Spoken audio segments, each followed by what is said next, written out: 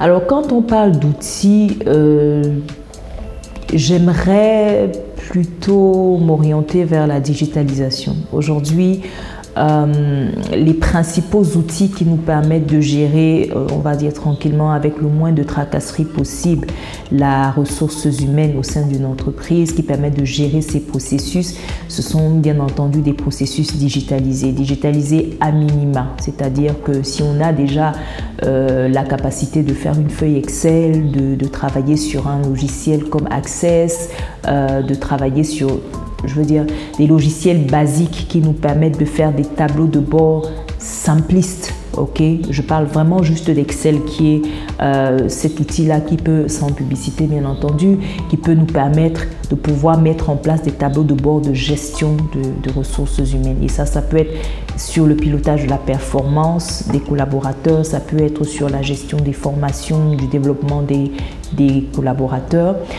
Et ce que je vais dire également, c'est aujourd'hui, nous avons sur le marché plusieurs outils intégrés, on va les appeler des SIRH, des systèmes intégrés de gestion des ressources humaines, qui nous permettent de pouvoir gérer les différents aspects de la ressource humaine, c'est-à-dire l'administration du personnel, le développement des compétences, la rémunération, ce qu'on va appeler aussi le compensation and benefit, qui est tout ce qui est gestion des avantages sociaux. On aura également la partie relations sociales, qui sont justement toutes ces, on va dire ces grands domaines des RH qui peuvent être gérés dans le cadre d'un outil qu'on va appeler de système intégré de gestion des ressources humaines.